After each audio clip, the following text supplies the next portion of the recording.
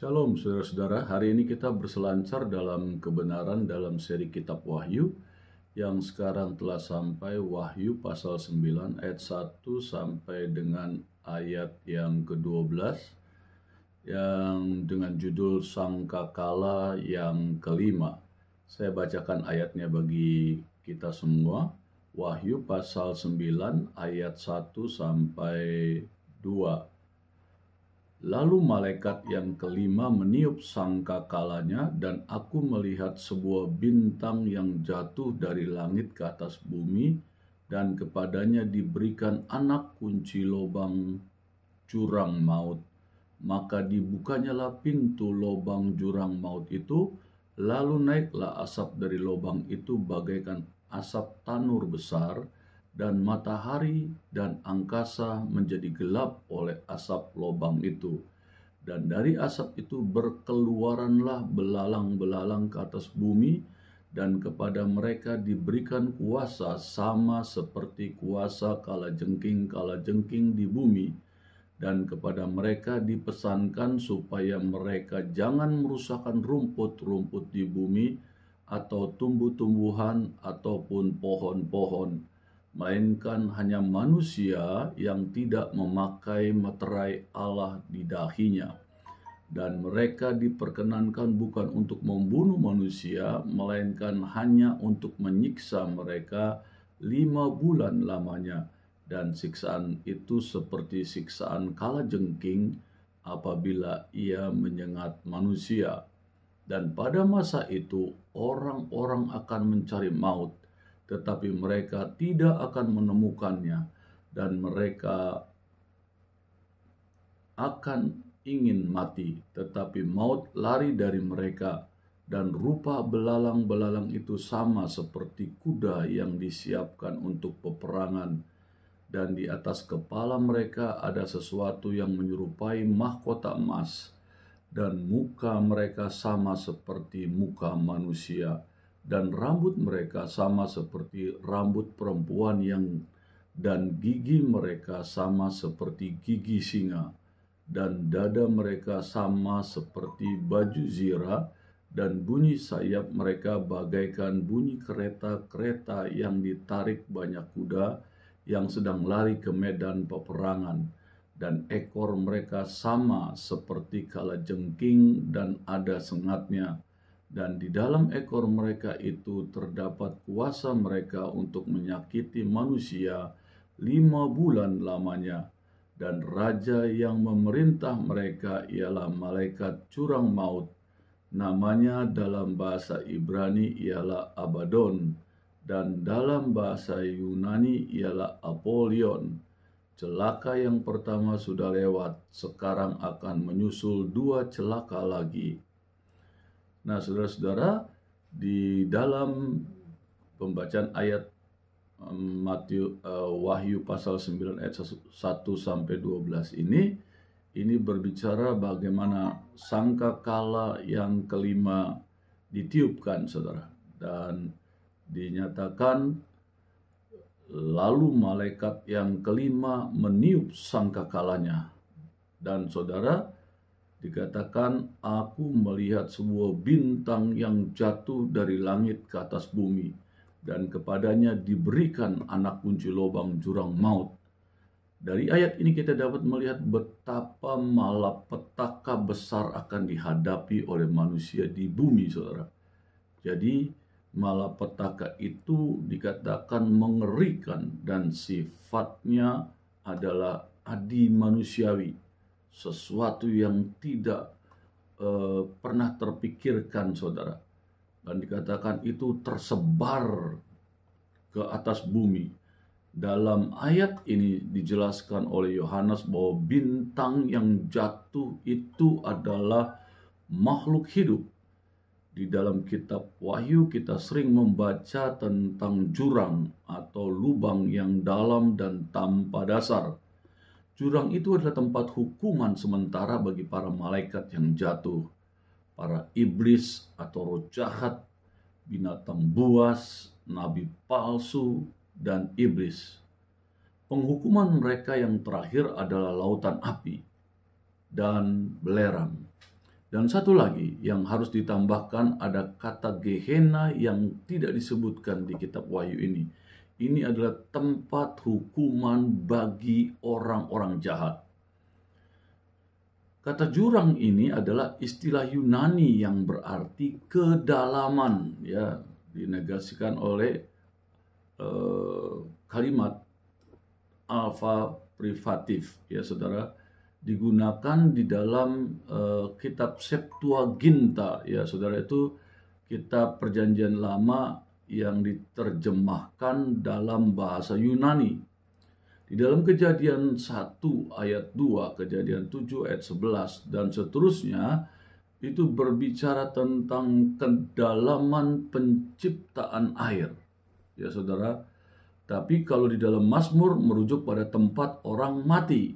Hal ini juga berlaku, saudara, di dalam kitab Apokripa, yaitu 1 Henok 18 ayat 12 sampai 16, pasal 21 ayat 7 sampai 10 dan seterusnya, di mana keduanya adalah penjara sementara dan akhir dari malaikat yang jatuh, saudara. Tampaknya menjadi sinonim dengan istilah Tartarus, saudara, ya, di 2 Petrus 2 ayat 4 dan 1 Henok pasal 21 ayat 7 ini, tempat di mana malaikat jahat ditahan dalam penjara, saudara, ya. Nah, Paulus menggunakan istilah jurang di Roma 10 ayat 7 sebagai tempat orang mati. Kemudian, saudara, para rabi pada saat itu juga mengatakan itu adalah nama bagian orang jahat, ya, yang ada di Seol atau Hades. Saudara, kita baca di ayat yang ketiga dikatakan, dan dari asap itu berkeluaranlah belalang-belalang ke atas bumi, dan kepada mereka diberikan kuasa sama seperti kalajengking di bumi. Gambaran ini dapat dilihat di kitab Yoel 1 ayat 7 sampai 18. Dahsyatnya serangan belalang terhadap manusia dan tumbuh-tumbuhan yang dilewati oleh belalang-belalang itu, saudara. Mereka merusak kebun anggur dan pepohonan, ladang rusak dan gandum dimusnahkan, setiap pohon di padang layu dan mati. Lalu binatang-binatang mati kelaparan karena tidak ada padang rumput lagi, saudara. Seterusnya di Yoel pasal 2 ayat 1 sampai 11 menjelaskan betapa dahsyatnya serangan belalang ini. Mereka laksana kerumunan orang dalam jumlah besar menutupi langit. Mereka seperti api dan tidak ada yang bisa menghindarinya. Mereka seperti kuda-kuda dan mereka berlari laksana kereta perang dengan suara gemuruh seperti nyala api yang sedang melalap jerami. Mereka maju seperti panglima perang. Mereka melintasi gunung-gunung, memasuki rumah-rumah lewat jendela, sehingga bumi pun ngeri terhadap belalang-belalang yang begitu besarnya ini, saudara. Nah, saudara, ketika mereka meninggalkan tempat yang mereka singgahi, para belalang-belalang ini, saudara, ya, tidak ada rumput yang tersisa. Pohon-pohon menjadi gundul. Tanah yang pernah diserang oleh belalang, saudara, itu seperti habis dibakar, saudara. Hal ini pernah dicatat, saudara, di tahun 1866 di negara yang bernama Aljazair, saudara, di mana akibat serangan belalang, saudara, mengakibatkan 200.000 orang meninggal, saudara, karena kelaparan setelah hama belalang yang melanda negara itu. Jadi betapa mengerikan. Dalam konteks ini belalang yang asli, yang memang ada di bumi ini, saudara. Dan ini dikatakan membawa dampak yang begitu luar biasa ketika mereka tidak terkendali, ya, dengan jumlah yang begitu banyak, saudara. Dan ini sangat mengerikan, saudara. Di dalam ayat 4 dikatakan, dan kepada mereka dipesankan supaya mereka jangan merusakkan rumput-rumput di bumi atau tumbuh-tumbuhan ataupun pohon-pohon, melainkan hanya manusia yang tidak memakai materai Allah di dahinya. Dalam ayat ini, saudara, dipesankan bukan tanaman di bumi yang mereka akan serang, melainkan serangannya itu ditujukan kepada orang-orang atau manusia yang tidak memakai meterai Allah di dahinya. Jadi mereka ini sebenarnya sudah diarahkan sedemikian rupa ya saudara. Belalang secara umum tidak membahayakan saudara secara langsung kepada manusia. Tetapi belalang yang tertulis dalam kitab ini, kitab Wahyu pasal 9 ayat 1-12 ini saudara, ada dalam sangkakala kelima ini bukanlah belalang biasa.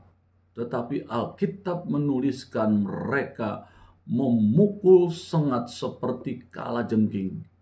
Ini adalah hewan yang sangat berbahaya.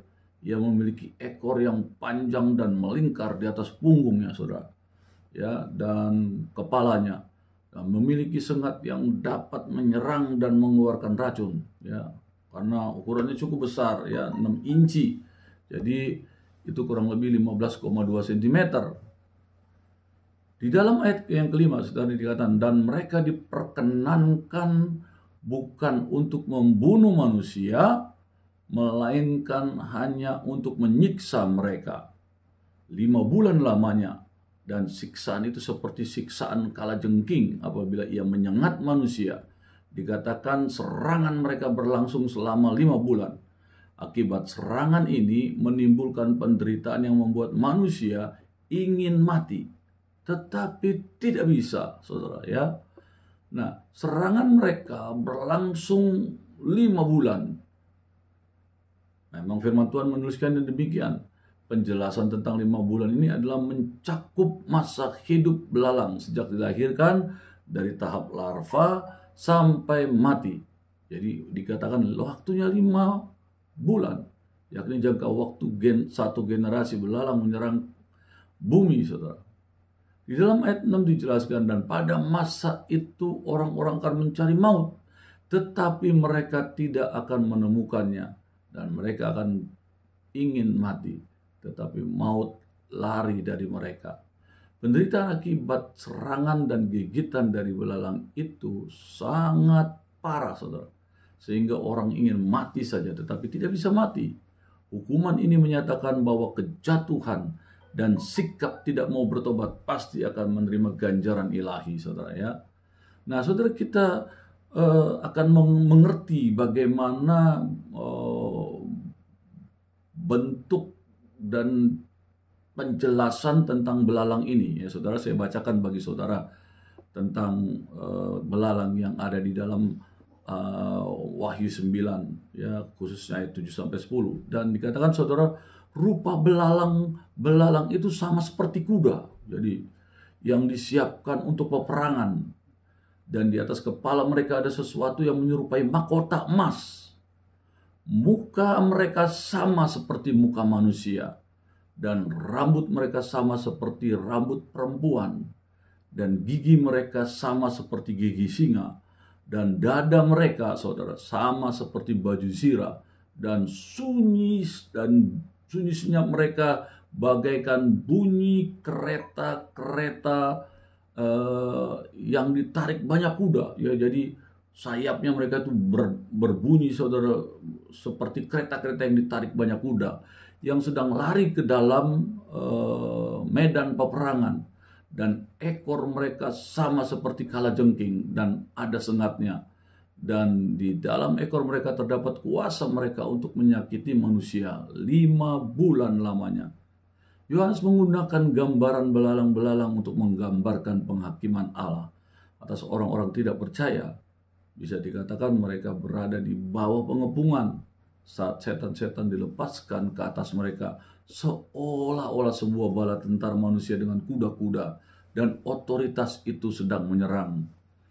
Tapi lawan mereka lebih buruk daripada bala tentara manusia manapun, sebab maju menyerang negeri, suatu bangsa yang kuat dan tidak terbilang banyaknya. Giginya bagaikan gigi singa dan taringnya bagaikan taring singa betina. Ya saudara, ini penjelasan di Yoel 1 ayat 6, saudara. Jadi Yoel menggunakan gambaran gigi singa untuk menggambarkan belalang-belalang. Dan Yohanes seperti disebutkan di atas, saudara, di ayat yang tadi saya jelaskan di atas, mengambil gambaran Yoel ke dalam simbolisme apokaliptik ini, ya, kitab Wahyu ini. Dia menyatakan bahwa belalang-belalang itu mempunyai rambut seperti rambut perempuan, saudara. Nah, rambut panjang pada belalang-belalang itu menjijikkan, mengerikan, dan menakutkan. Itulah maksud Yohanes. Ini adalah makhluk-makhluk dunia lain. Apa yang menakutkan kita dalam mimpi buruk itu menghukum orang-orang fasik dan menakutkan. Itulah maksud Yohanes. Ini adalah makhluk-makhluk dunia lain. Apa yang menakutkan kita dalam mimpi buruk itu menghukum orang-orang fasik. Belalang-belalang yang mengerikan itu mempunyai pelindung dada dan dari besi, saudara, menunjukkan bahwa mereka tidak dapat dibunuh. Dan suara sayapnya mereka disamakan dengan derap kereta perang yang menyerang, yang tadi saya sudah jelaskan.